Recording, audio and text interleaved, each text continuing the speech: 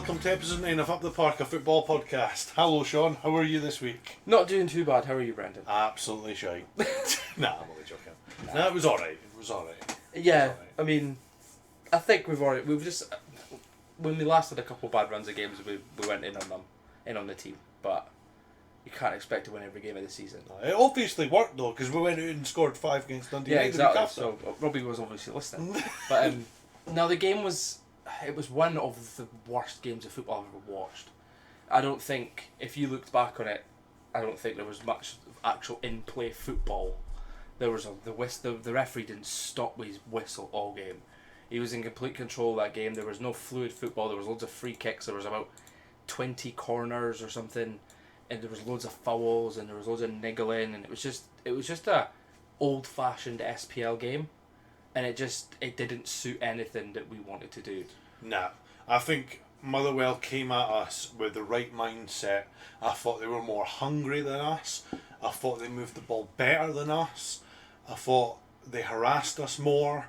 I don't think we thought that was coming from Motherwell. Because the last time we played, they gave we up. dominated. They gave up. We dominated the game. They sat back and took it when we played it last time. But I just think that we played 90% of our football was balls up the park to Gianelli, Woodburn and Mackay, who which were all don't work. midgets, Yeah. compared to the defence of Motherwell. It didn't.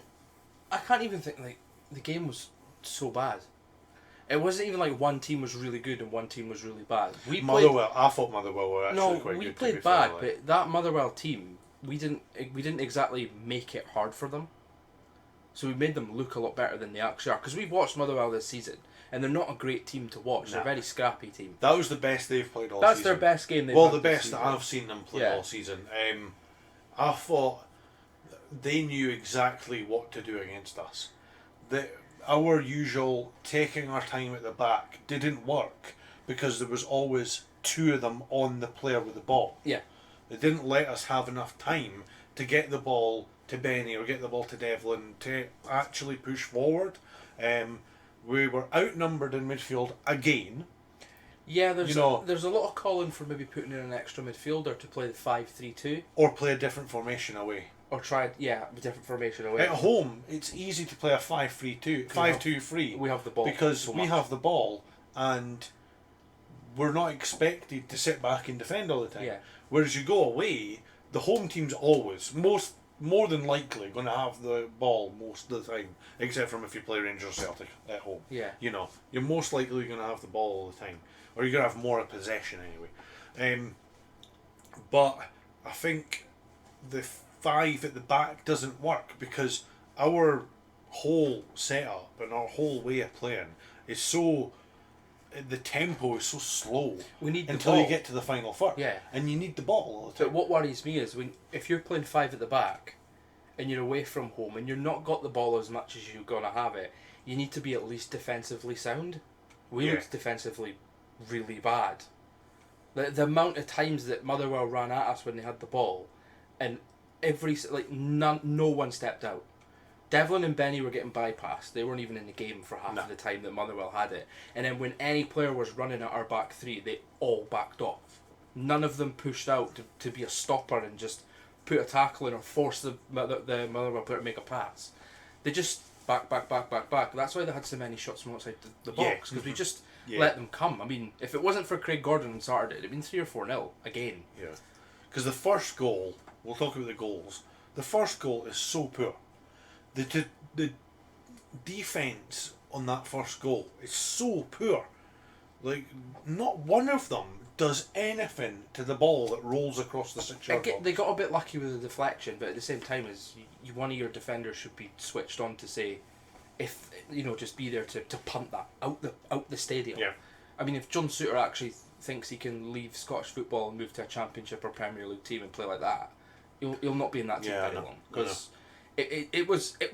I know it's one game, it was one game. But John Souttar's been. He's not renowned for it, but he's not always been the most. He can switch off. Oh, aye. That's always been his weakness. He can switch off. I mean, he's definitely going to leave. There's absolutely no denying that. But yeah, it was just a really bad game of football, and we came out on the wrong end of it. Like, we really did. And Yeah. Motherwell didn't look like world beaters. We made them look a lot better than they actually are. And when you start to let long ball football work, you're not going to win a game of football. I think Graham Alexander out-tacticked He did. Robbie Nielsen. We at the missed. weekend. We missed. And I Craig think Halkett. that is, yeah, maybe, but I think the way Motherwell set up and the way they forced us to play suited them more than it suited us, obviously. Yeah. Because we are not a long ball team, And we were. whereas trying. Motherwell are. Yeah. And it forces us to hit the ball at the park because nobody's available to pass the ball to, and they're always on you. So it forces you to kick it up, and then Ginelli, Mackay, and Woodburn don't really have a chance of getting any of these balls. Not against players like Mugabe at the back. Nah, They're huge. Nah, he They're should. big guys. I think as soon as he's seen this sort of football, and as soon as he's seen this was going that way, he should have brought Ginelli off and put Nondue on. Yeah. Because if Motherwell weren't going to stop the way they were playing, So we had to we should have adapted. Robbie Nielsen doesn't adapt until the 80th minute. Yeah, You know because what I mean? we most of our opportunities came when we had Nondulia and Boyson. But it allowed us to have an out of the long ball that we're actually forced Yeah. to kick up the park. It's because when we get pressed, when any team gets pressed, one of the things you can always rely on is passing. Like getting out with the press is you have to get the ball to your midfielder who'll turn and find the pass. Unfortunately, Benny and Devlin are not that type of midfielder. So if you pass to Benny or Devlin, they only really sort of go sideways or backwards. And when you're being pressed, it just leads to more pressing. Yeah. And it drops two other players behind the ball, which you don't want there. So we essentially were getting pressed, and then we had I don't know. three out balls, which you're never going to reach with a long ball, unless you luckily get one in behind or play to the channels. But most of the time we were punting it straight up in the middle of the park, and you're just like, we've either got Ginelli or Woodburn through the middle. Unless there's a lucky bounce or one of the defenders doesn't header it, you're not going to create anything from that. Nah, I think that I don't know if I agree. I think that Benny and Devlin are good enough to go there and find that pass, but I think they struggle even more when there's free midfielders. Yeah, that's what I mean. It's like they're not getting a chance in that game. They're not going to get that chance. No. In a game where we've got all the time in the world on the ball, they'll be able to turn and find a pass because they've got the time to turn and do it. But as soon as you start pressing them, or it's a 2-on-1 situation, I've never seen Benny lose the ball as much as he did in that game, and he got outnumbered, which was shocking to see because normally he's the one doing the outnumbering, and him and Devlin are packing up on people, and they just completely spun the game around on us. I think the formation needs to change for away matches. It either needs to change, or he needs to think of the current formation. If I play that, how do I beat the press? Because against Motherwell it was 2-0. If Celtic or Rangers press us like that and finish their chances, that could be an absolute smashing. But if you don't change the formation, that sort of formation would have been perfect to probably. I know he's done it a few times and we haven't looked good, but a 4-2-3-1, because you can bring in that extra midfielder from the attacking midfield, just drop back, and you've got those three in midfield that can maybe just sort of win the ball and find a pass, or even just keep the ball rather than just have to turn around and think, I'm going to have to launch this up the park towards our three smallest players and hope one of the Motherwell defenders doesn't win it. Yeah. Which didn't work once. And it worked once when we hoofed it and Nonduli headed it down for Boyce, and Boyce had the opportunity to score and shot it straight at the goalkeeper. Mm-hmm. But you could even... What I would sort of do is keep the five at the back, because it's very efficient. Our goals conceded at the weekend were from a shitty defensive error And a free kick. and a free kick that was Set pieces. a set piece. How many goals have we conceded from set pieces this So season? I think the five at the back works, considering Motherwell had 24 shots. It does work, but I think having an extra person in midfield, so maybe get rid of the wingers, put two up front, and put three in midfield. That's what Conte does. That's what should happen. That's what should happen. I mentioned that a couple of weeks ago. That's the formation, the other formation that we can play with this team. Is you can go with your Woodburn, Ginelli, and Mackay, or you can completely drop all three of them, or maybe play Woodburn and do Boyce and Ondili up top, and drop someone into midfield, Yeah. like play your Devlin, Benny and McAneff. And McAneff's your outsource. He's the one that links the strikers to the midfield. He makes that little middle part, that's his area. And then Devlin and Benny can mop up and stop that pressure. Yeah, see what I think should have happened at the weekend was, instead of Moore playing right centre back, Moore played right wing back. Smith drops into right centre back. Suter goes centre back. Kingsley left centre back. Cochrane left wing back. And then I thought Harron in defensive midfield, Benny and Cammy Devlin, and then two up top. Woodburn and Boyce. It is more Woodburn defensive. and Nondui. It is more defensive, but when you're playing away from home against Motherwell, and even if you start off the game with the team you played against Dundee United, because we won 5-2, there was one change. Absolutely no issue with that. But when you get to second half, you've been hammered for 45 minutes, you're 1-0 down. He should have done exactly what you said. You should have changed the formation, you should have adjusted and thought, what we'll do is, we'll weather the first 10 minutes, they're going to press, and then when after the first 10 minutes, we can take control of the game. Yeah. And it just didn't happen. I would have been perfectly happy with Robbie Nielsen making a change at 40 minutes or half time, Nondui on and Ginelli off. Because it gives you something at the end of these long balls. If you're being forced to play long ball football, adapt to play that football. Yeah. Motherwell we're not going to miraculously start being able to play our slow possession football. No. After Motherwell have pressed us for 45 minutes. They can see that that's going to work, so they're just going to keep doing it. Yeah. So why not change it up? Not before the 75th minute, Robbie now. Nielsen's quite bad for that with his changes. It's just on the same. Exactly. You'll get to the 65th or the 70th minute and you'll make the same substitutes. Yeah. So if Mackay's not playing, he'll bring Mackay on in the position that's there. If Mackay is playing, he'll take him off, bring Gary Mackay, Steven on, or Boyce, or it's there's nothing that changes there. The thing is that's one thing that Robbie Nielsen will need to learn. That he needs to learn that you need to change and adapt to. Kudos to Motherwell, they were brilliant. Yeah. They weren't the best team in the world, but against us, they set up really well and they tactically got it right. Yeah. It happens. Motherwell had a really good game. Hearts had a really poor game, and I can guarantee you this weekend against St Mirren, when we're playing at home, we'll look like a completely different team and we'll probably win 2 or 3 now. Hopefully. It's the away form. The away form is I don't know what it is. Like, it's not like we're going to Motherwell and it's packed with Motherwell fans. There was 3,500 Hearts fans there. Almost probably as many as half of the Motherwell fans that were there. And it's just like you're basically playing a home game away from home. The pitch didn't help. The pitch was horrible, but that you can't blame our pitch for how poor we were at dealing with our press. Yeah, I just thought we just weren't on it. Not one there of them was something players. up like. It's slow. It was It's slow. so slow. Can't even blame the international break because there was only 2 players away. Like, nobody comes towards the ball. There was a lot of that. Normally you'll see Cammy or Benny come towards the ball, but for some reason they didn't.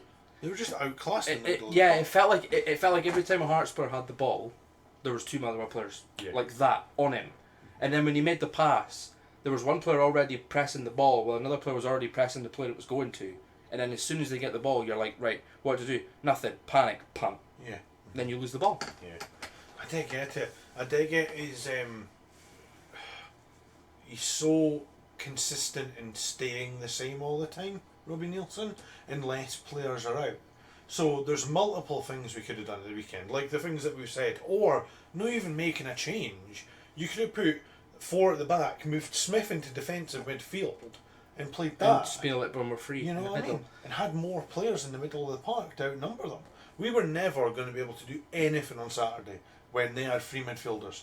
No. We weren't going to be doing anything. And they had 3 hard-working midfielders. It's exactly the same as the Aberdeen game. So It's the first 45 minutes of the Aberdeen game, they got nothing. And as soon as Brown moved into centre midfield, we were fucked. I think that's because they outnumbered us. I think that's what Graham Alexander looked at. He's probably looked at the Aberdeen game and went, they struggle if they're outnumbered in central midfield. Yeah. Let's just press them all game. We succeeded so well against Dundee United because Dundee United are a defensive team, but they're also, when they're attacking, very free form. They're open. So they're very open. And we ripped them apart, attacking wise. And that's what Motherwell don't have. Yeah, and that's what Motherwell did. But Motherwell played their strengths, which is big guys with long balls, not really having the ball on the ground that much. You know, very win your second balls, win headers. You know, win all these challenges. They just stuck to the basics. Yeah, And they played a very basic formation, a very basic press, very basic passing, and they won the game because I think we set up to expect them to sit back, or let us have the ball as much as we normally do. And as soon as the first 10 or 15 minutes, the first 10 or 15 minutes was awful. We tried to control the game, but there was wayward passes, there was long balls up the park, there was just so much going wrong that I think the players just panicked. And I don't think Robbie got it tactically right. Now, I'm not disappointed with Hearts this season at all. No. I think it's brilliant where we're sitting. We're sitting third in the league. We've lost 2 games. I think you can be disappointed in results, though. I don't think, it's fantastic. I'm the same as anybody else. All I wanted from this season is Europe.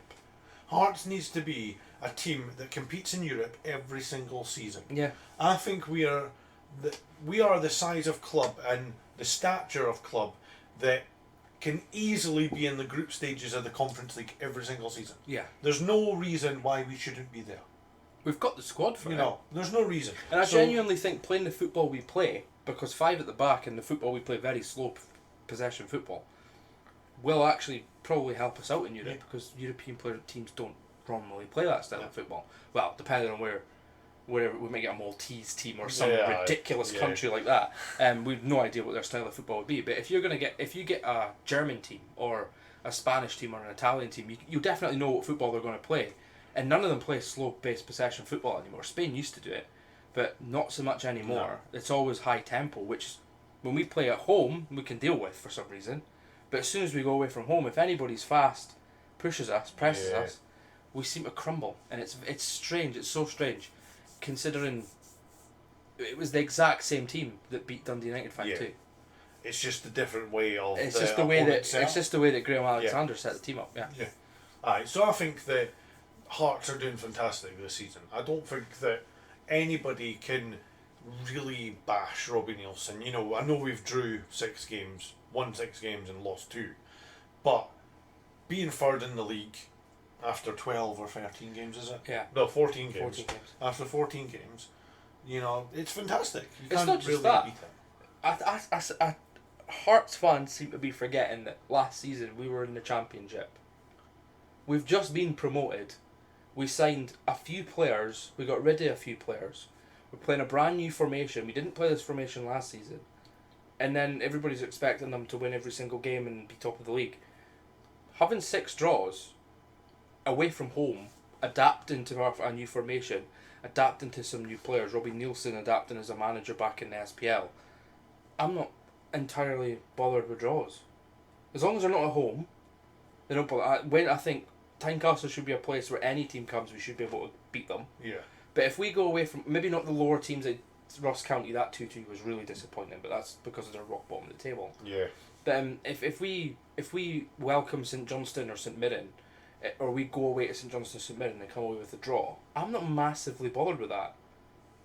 Because if we keep our home form where our home form is, we're still going to be in the top 3 or 4 in the league. See, I don't know. I think I am. I think it is disappointing to go to St Johnstone and draw. No St Johnstone. But St Johnstone aren't that great this season. Last season, yeah. Yeah, this season a bit disappointing, but St Johnstone overall for like the past 10 years. Yeah, definitely. Are a team where no one wanted to go play. But this season, with the players that we've recruited, these players should be good enough to go out and beat St Johnstone away from home. It depends how St Johnstone play. St Johnstone can easily, if you put the possession football we play, there's 2 things that mean you're never going to win a game. Is a really good press, which is what Motherwell done. Yeah.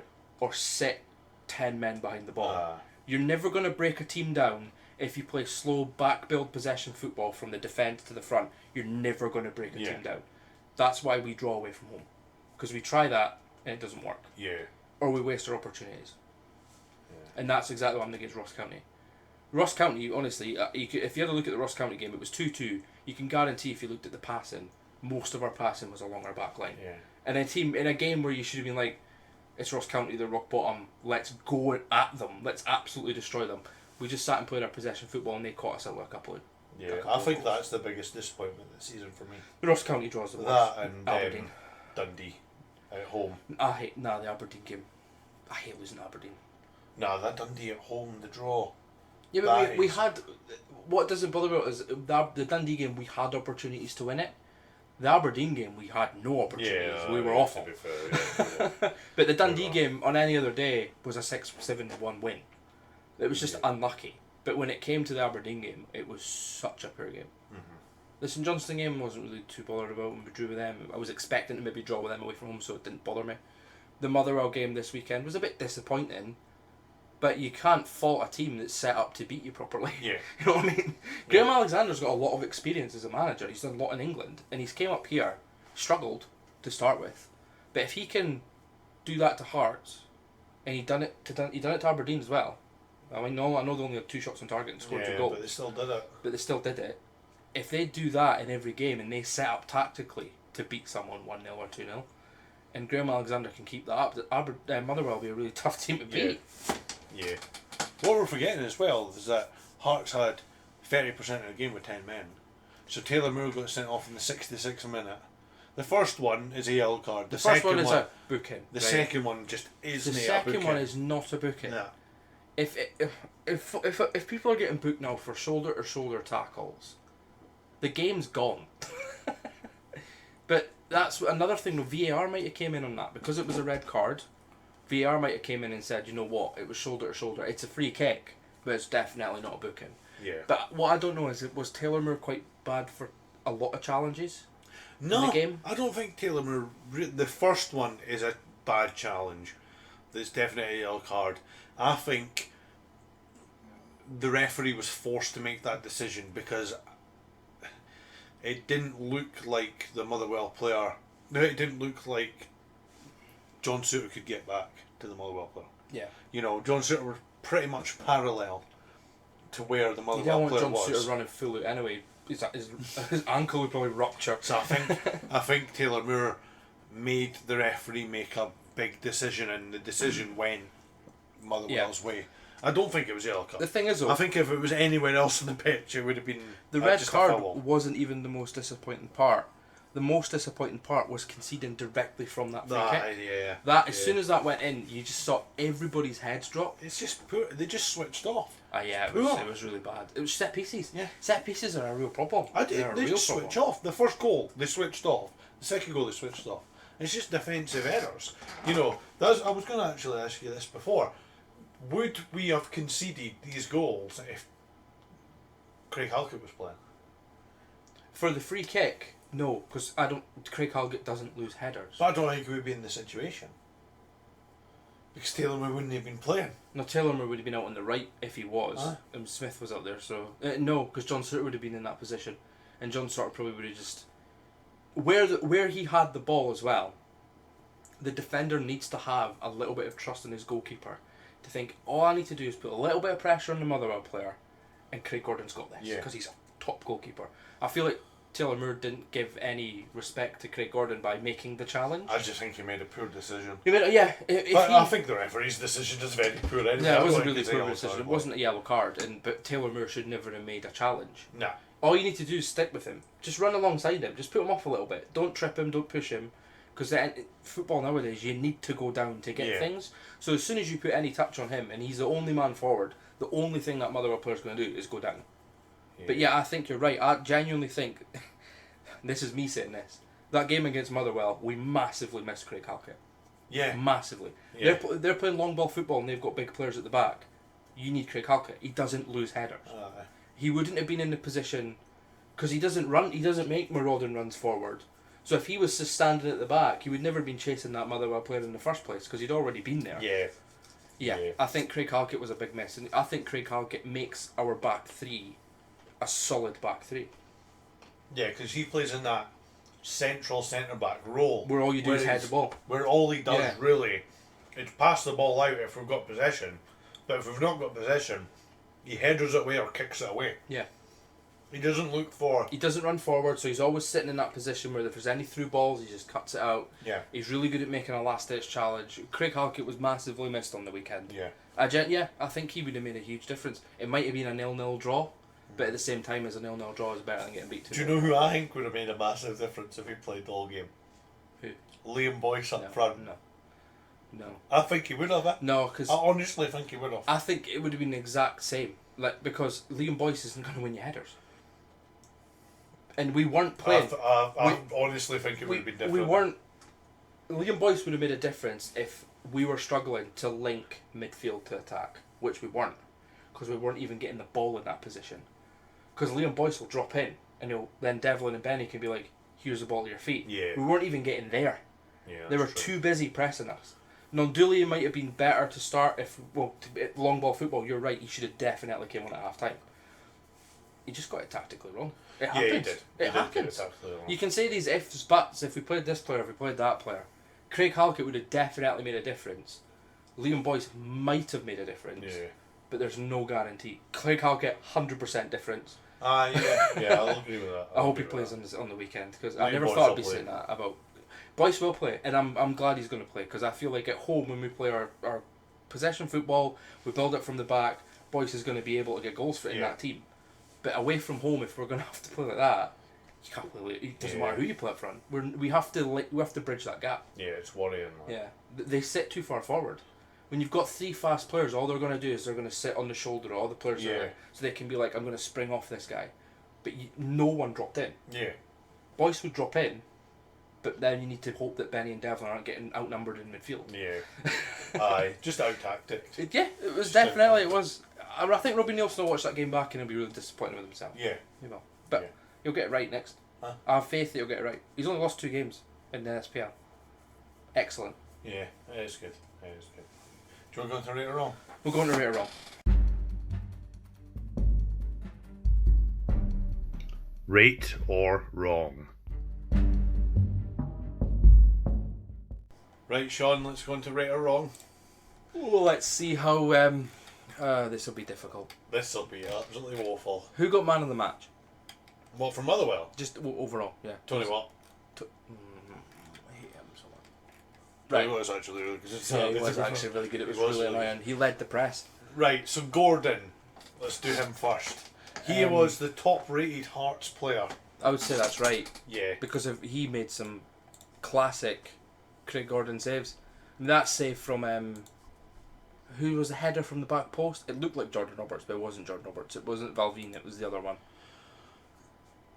What was his name? I can't remember. Yeah, but he had a header at the back post, and Craig Gordon pulled off an absolutely brilliant save. And then he pulled off a really good save from a shot from outside the box. I think it was from Connor Shields as well. Yeah. Another really good save. Craig Gordon was our best player on the day. Standard Craig Gordon these days. I mean, even in the Scotland game, he was excellent. Yeah. So you got 6.6. I'd give him a 7. Aye.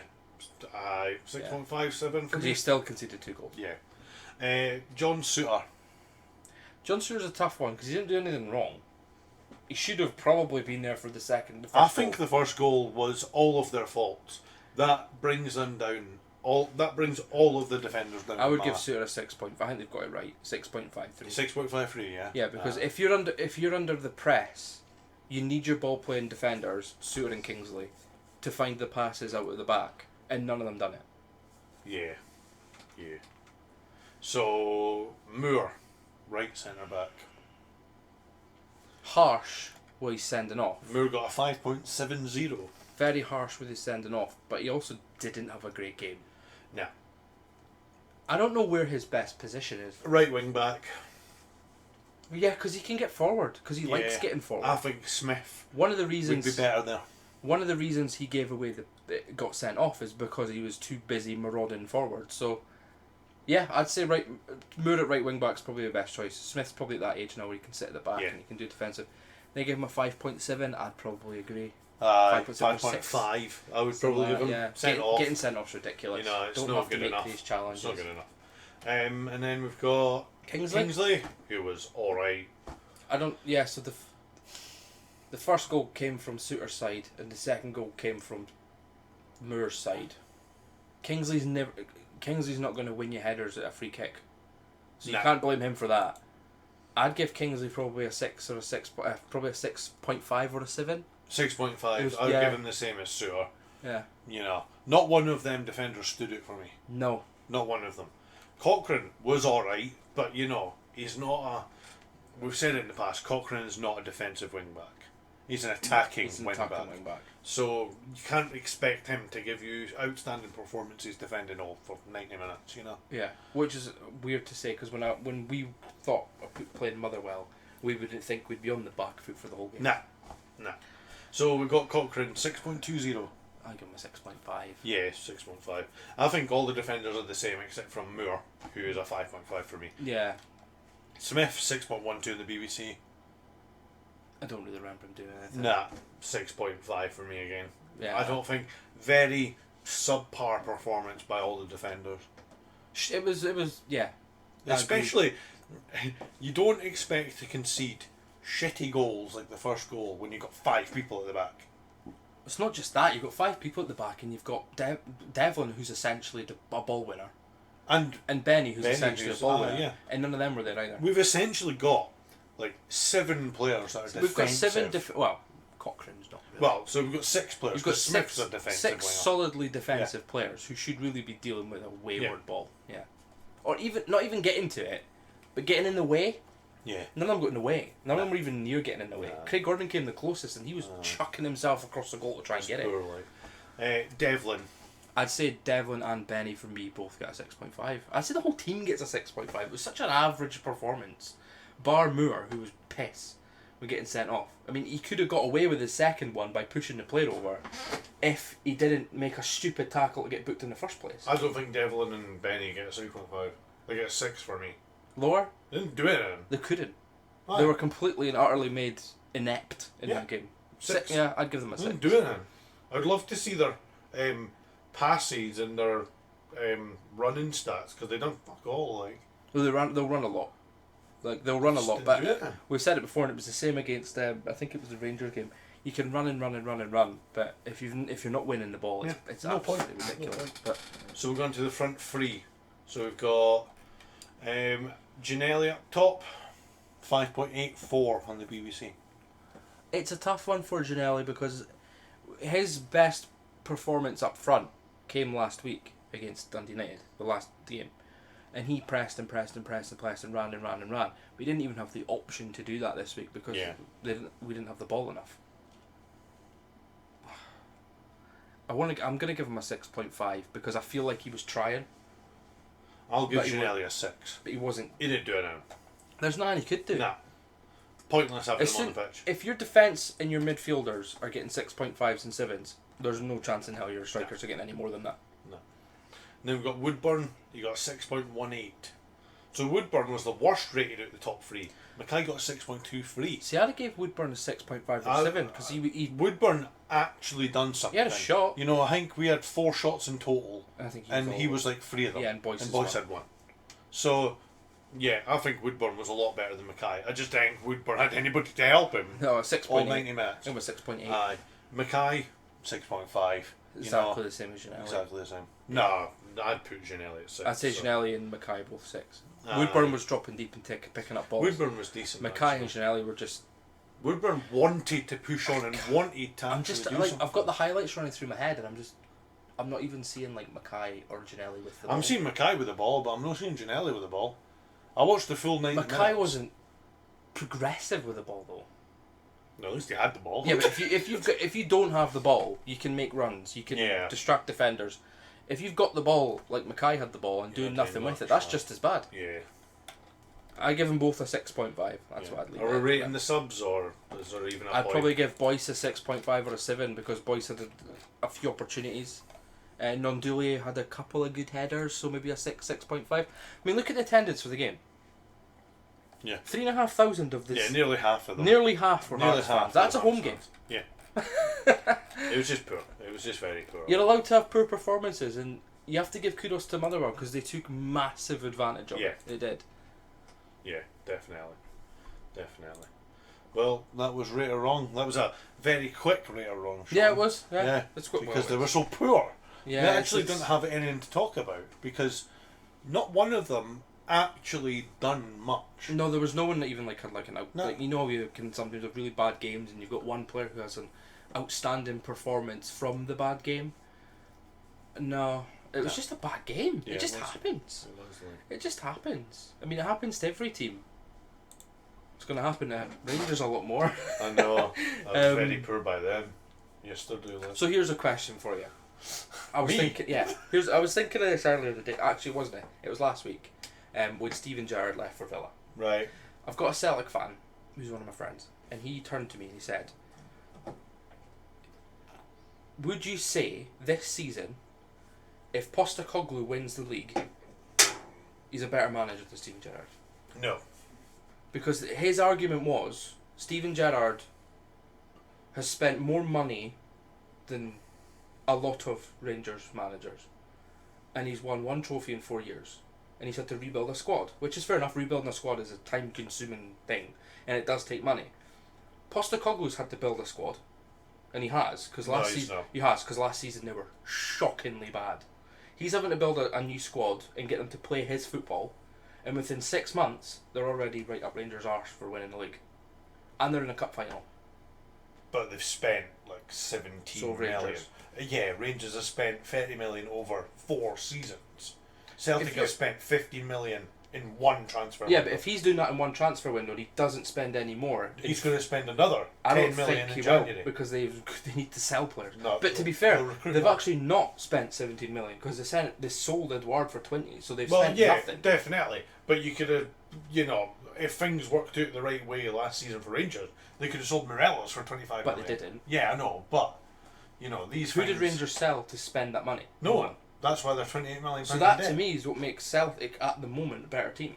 They've sold the money, they've reimbursed the money, they've built a squad. 6 months in, they're in a cup final. They're second in the league. I think Celtic will win the league this season. They will win the league this season. I don't think Unless Hawks do.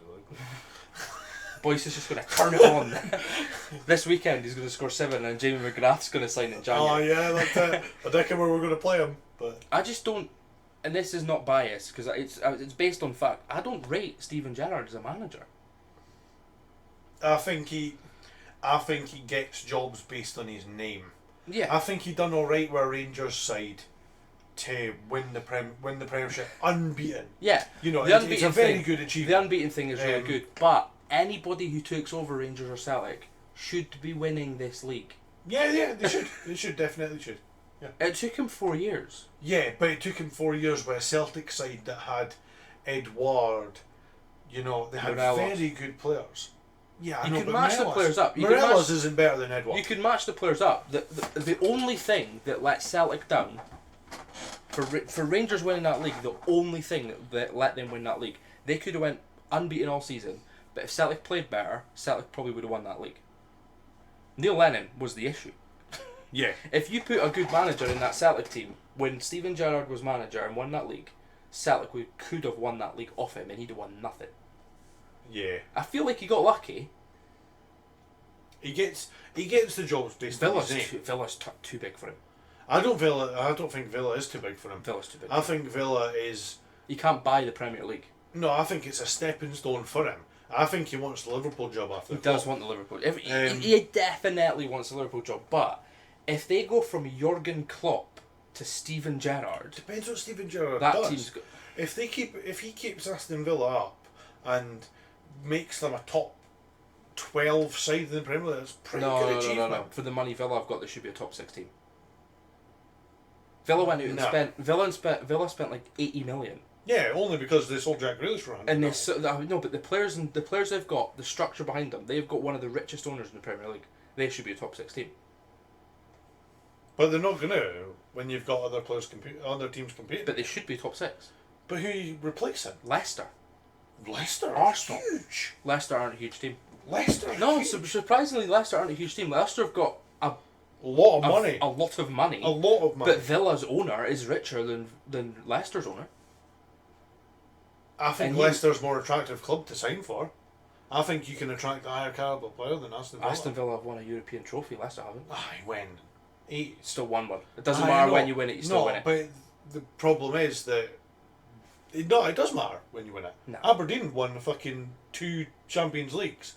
You know, you're not going to see Ronaldo signing for them, are you? Scotland and England are You know. completely different reputations of football. It doesn't matter. Rangers could win the Champions League next season. They're still not going to sign Messi. I don't know. I think Gerrard will do alright at Aston Villa. Only because I think the team's good enough anyway. I don't think Dean Smith had them playing really good football. Dean Smith's a better manager by a mile. I mean, his first game in charge of Norwich, they won a game. That's better than... Steven Gerrard won his first game as Aston Norwich. Villa manager. Norwich won a game. Yeah, With Grant Hanley scoring a goal after he tried a Johan Cruyff turn. I know, but imagine playing Billy Gilmore for his first game in 7 matches against man of the match. You know, stupid things like that made Norwich not win football matches. Their manager was very questionable. Dean Smith, 100% Aston Villa pulled the trigger way too quickly on Dean Smith. If you lose 5 Premier League games after you got them their best performance in the Premier League last season ever, I think time was up for Dean Smith. Nah. I think gone on for too long. It's not just the Premier League. It's just football in general. Bar Man United, they pull the trigger too quickly at sacking managers.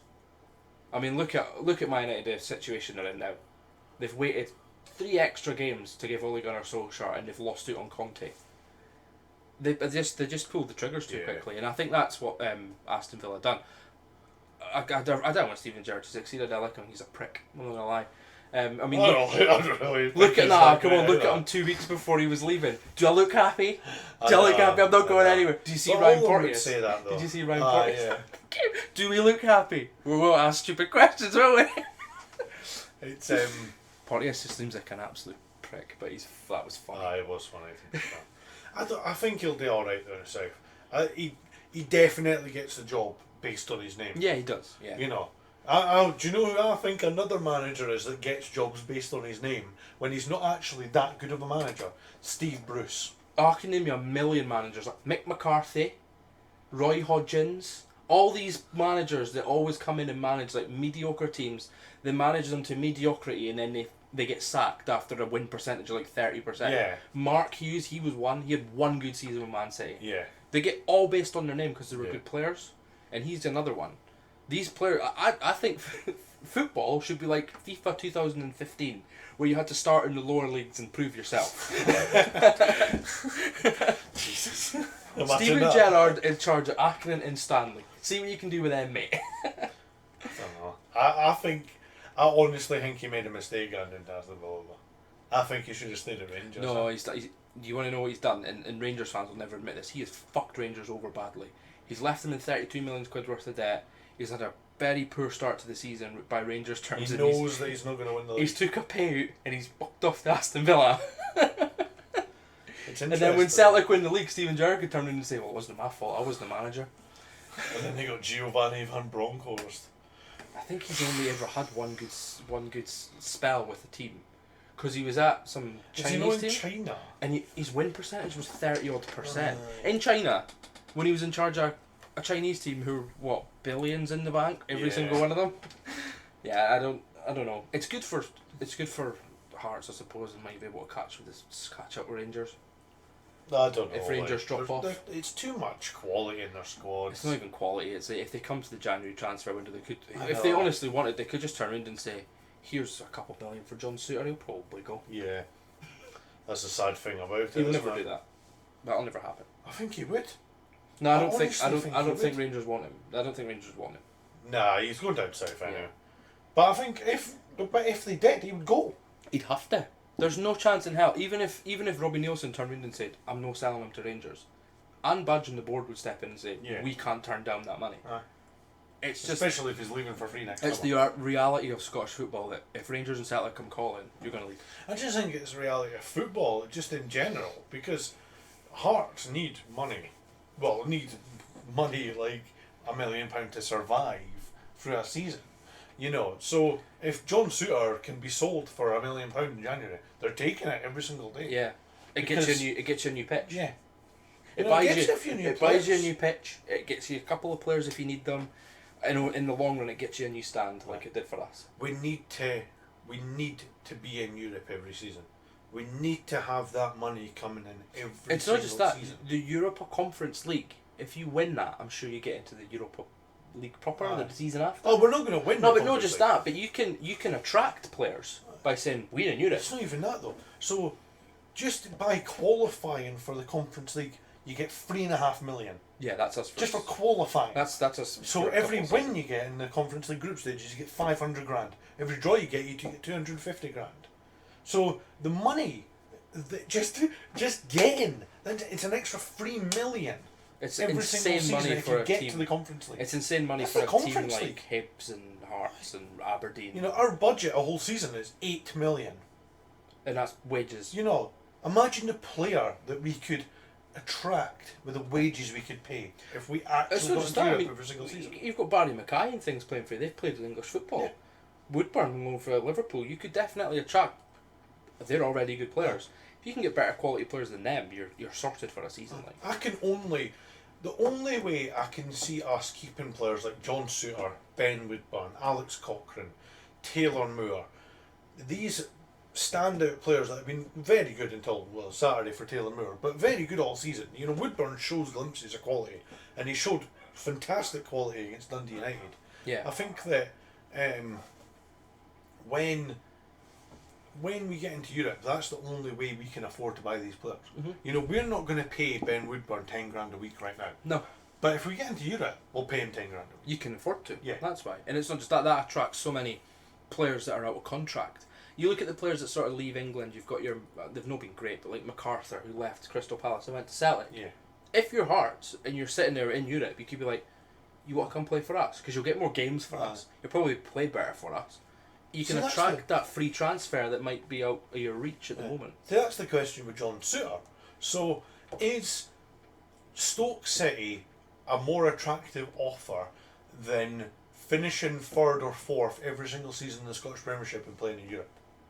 I think that comes down to the type of person you are. Because for me, being a Hearts fan, I'm the sort of person that likes to challenge myself, so I would probably accept the Stoke job and go down to Stoke, because you'd be like, better competitive football, better chance for your national career, better chance of getting noticed by some extra English scouts, maybe moving up to the Premier League. If you're in Scotland and you do really well in the third conference, Europa League, I don't think that many teams in England are still going to be looking at you. But if you're already down there and you're in the top 6 of the playoffs in the Championship, you can guarantee there's Premier League scouts looking at you. Yeah.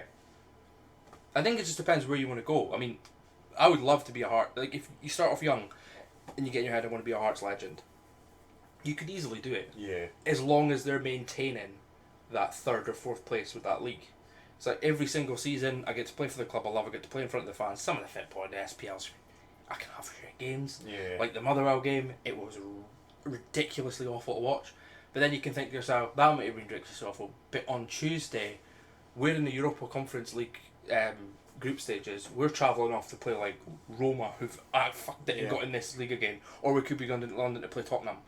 That in itself is better than a championship offer. So if you can maintain it, you can keep Souttar. Yeah. But it's maintaining it. Yeah. And if you want, to be fair, if he goes anywhere, I don't mind. If he goes down England, good on him, go for it. Yeah, I don't mind if he goes. But I personally don't think his legs will hold up. He's 25 years old and he snapped both his Achilles tendons, and we snapped one of them twice. It's harder football down there. Yeah. It's more physical up here, to be fair. It's more physical up here, but down there, the more technical side of things. Well, you play like 40 You games play more as well, games. don't you? Yeah, Like, you play more games. You've got cup games. How many teams is on the Championship? 22? 22. So you play 44 games Then in your a season. cup games. Then you play cup games. Then if you're in playoffs, you get playoff Yeah. games. So you're playing like 60. And you're playing against much higher quality level players. Strikers who will push you about. Less tackling to be made, but more technical. John Souttar probably is a sort of player who want to cut off and make interceptions, which involves running a lot, which fucks with your legs. Pretty sure a couple of championship teams have got AstroTurf pitches. Yeah. So that's your knees gone.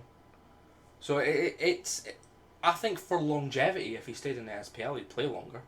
Yeah. But for his career, if he can stay fit, he's going to go down. But he's not going to reject the payday he'll get down south as well. That's another massive factor. We could turn into him and say, we're playing European football every week. Here's 10 grand a week. Yeah. Stoke could still say, even if we don't make the playoffs, we can play you 30. Yeah. You know what I mean? And they will pay it as well. Exactly. That's why Derby are in such crap. Yeah. Though, because they do these ridiculous things with their wages. Yeah. They will pay it.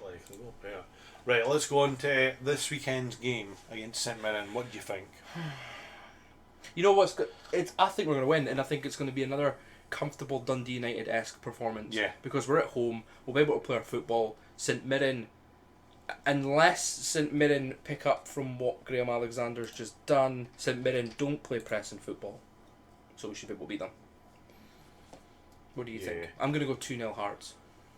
I think Liam Boyce is going to get back on the score sheet because he's going to start. I think Hearts are going to win, but I don't think it's going to be comfortable. Scrappy 1-0? 2-1? I don't think we'll concede. I think it might be just a 1-0 win, maybe 2-0. St Mirren are a very good football inside. You know my love for the best player in the Scottish Premiership. You get outside of like Rangers and Celtic, probably. He's one of the best players in the Scottish Premiership. I think he is unbelievable quality. Too good. I think he is too good for this league. This season in particular, I think he's just outshone everything. I think his vision and passing are fantastic. I would love to sign him for Hearts, but we wouldn't play him in the right position, so there's we no don't point signing him. unless we played what you wanted to play in with 3 in midfield. He'd sit perfectly. But I think Jamie McGrath will be cut out this weekend because he plays in the same area where Devlin and Benny play. They play 4-2-3-1. They play They play in our hands. Yeah, that's the issue there. Yeah. So I think he'll be cut out. I think we'll dominate the game. But if he's as good as you think he is, he might be able to break that team apart. But he's no as good. Benny and Devlin's defensive capacity and defensive ability is much better than McGrath's ability to get away from these sort of players. Yeah. I think that McGrath's strengths is having time on the ball to make passes that lead to goals or lead to key chances. I think one thing Hearts are underestimating this season as well is Eamon Brophy. The thing about Eamon Brophy is he's a very inconsistent player. But if he comes in on Saturday and he's up for that game and Jamie McGrath plays well, those two together could cause an issue. Yeah. But you need to get Brophy firing on all cylinders. There's just something about him. You watch him, you can tell he's quality.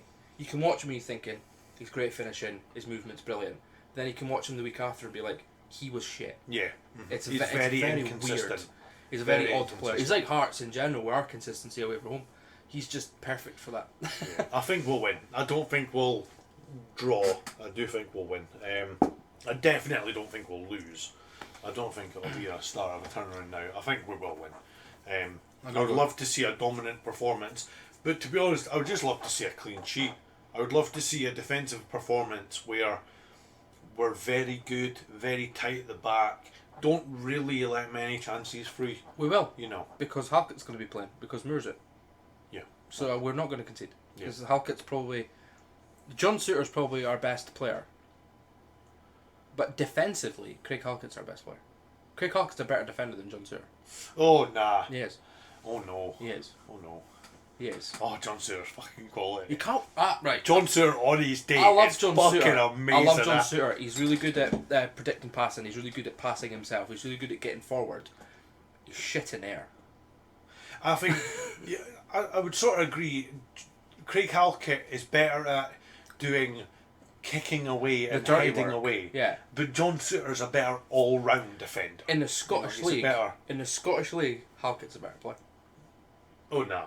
John Souttar in a team where he's going to have time and space, it's not too physical. If you put John Souttar into a Brentford side, he's going to be brilliant. So if you're picking that first 11... Oh, no, you're not going to pick... You put Craig Halkett before John Souttar. Of course you're not going to do that. No. No, because you can play them together.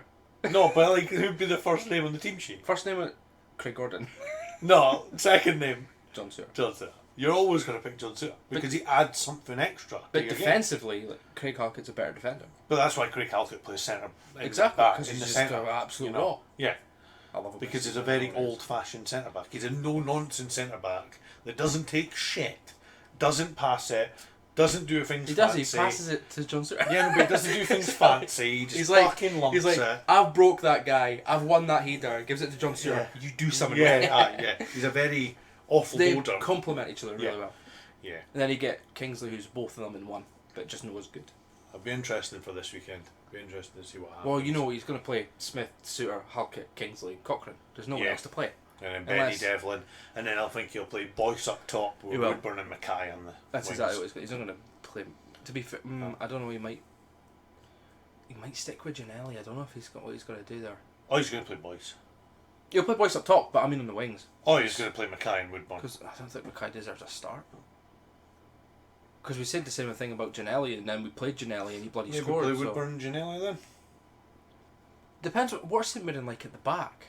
4 at the back. They've got MacArthur, And McCart- Shaughnessy. yeah.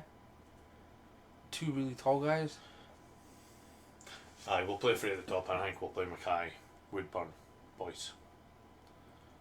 Mackay, I suppose. Yeah, but probably, yeah. He's good. Mackay's good. I like Mackay. He's a good player. I just feel like He's much better than Gary Mackay-Steven, and I think he's much better Oh, than Ginnelly. Mackay-Steven's done. So I can't see Mackay-Steven being here. we need to sign I a think winger. in January Mackay-Steven's going to get loaned out. We need to sign a winger. We need to sign a winger in January. A first-team quality winger.